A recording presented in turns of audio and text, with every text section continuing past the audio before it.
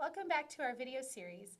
I'm Associate Executive Director Marie Stephenson, joined by Executive Director Dr. Paul Kramer, and we've got some exciting updates for you. That's right, Marie.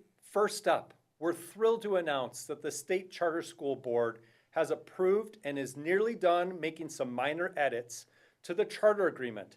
This is going to be hot off the press very soon. Do we dare say that this is going to be the best version of the charter agreement yet?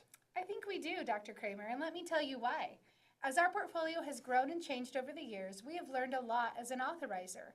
However, trying to capture that learning in multiple versions of the charter agreement has ultimately led to some confusion and mixed messages of accountability.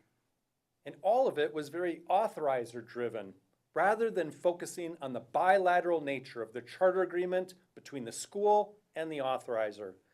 And so, this last legislative session, a fantastic group of advocates from schools, the Charter Association, the Charter Network, and our board were able to work closely together with the legislator to clean up charter legislation, which helps to direct what belongs in your charter agreement.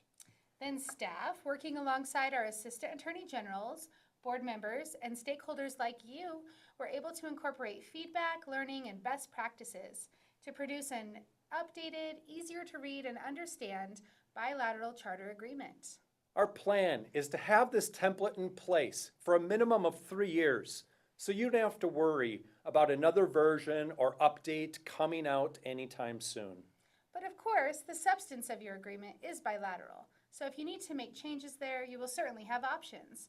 And I think you'll also be happy with the increased flexibility you now have. Honestly, this is great news for everyone.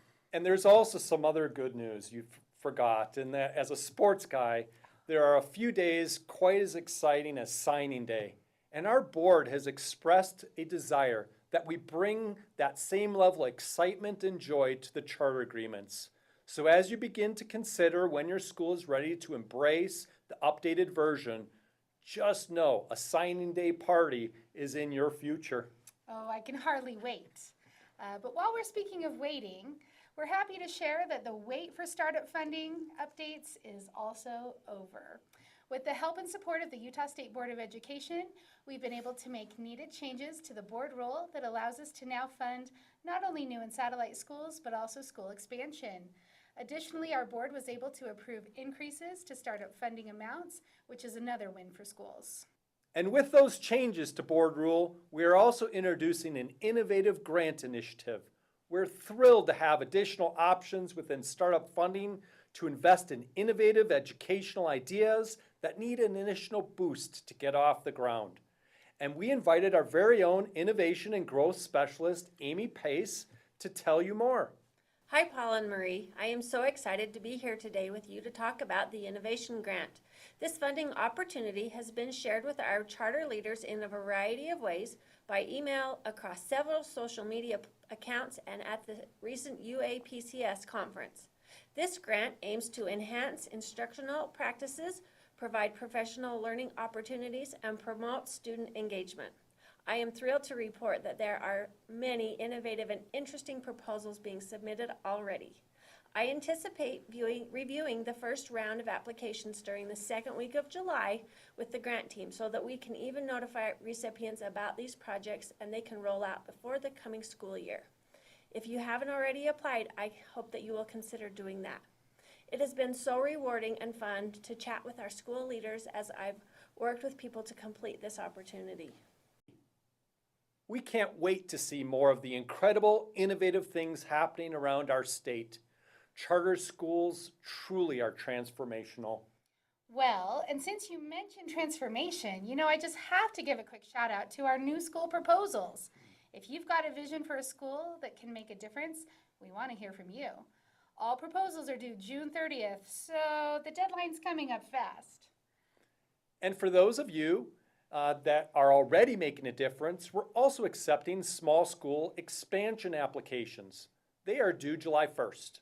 And just to be sure that we're all on the same page, a small expansion is up for up to 100 students or the addition of one grade level or both of those things.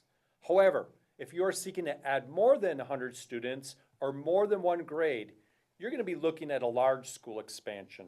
That is right, Dr. Kramer. We should also clarify that a school should use the small expansion as more of a release valve and not plan to apply multiple years in a row for a small expansion. If they need multiples, they will need to apply for a large expansion. So looking ahead, large school expansion and satellite applications are both due when? November 1st. Great, thank you. And now, isn't it true that the large expansion and satellite application are more rigorous than the small expansion application? Why would that be the case? Well, Dr. Kramer, it all comes back to both board rule and the goal of bringing quality education to as many students as possible. The small expansion is an easier process, seen as a release valve for both something such as an overflowing waiting list or a chance to try something different to address perhaps a declining enrollment. Maybe a school realized that their enrollment configuration is off from what their district is doing, so they're going to try adding a grade to see if more students will end up choosing to stay for an additional year. It's a small solution while exploring options. The large expansion and satellite are truly meant to replicate the best of the best and bring more of what is working well to more of Utah students. It makes so much sense, and I'm excited to see who applies and what lies ahead for Utah's diverse and dynamic education landscape. Me too, Dr. Kramer. And last but certainly not least, we want to update you that we are making great strides with our updated charter school performance frameworks, ensuring that we have diverse and holistic ways to look at the schools we authorize. These frameworks will allow Utah's charter schools to fulfill one of their statutory purposes, which is establishing new forms of accountability that emphasize unique performance measures and innovative measurement tools to measure education outcomes. Some of the framework groups are already gathering stakeholder feedback, and some will be soon. And of course, everything will be posted in the next few months for public comment, as is another statutory requirement that we as an authorizer fulfill. So stay tuned, get involved, and let's make education better together. We couldn't do what we do without you.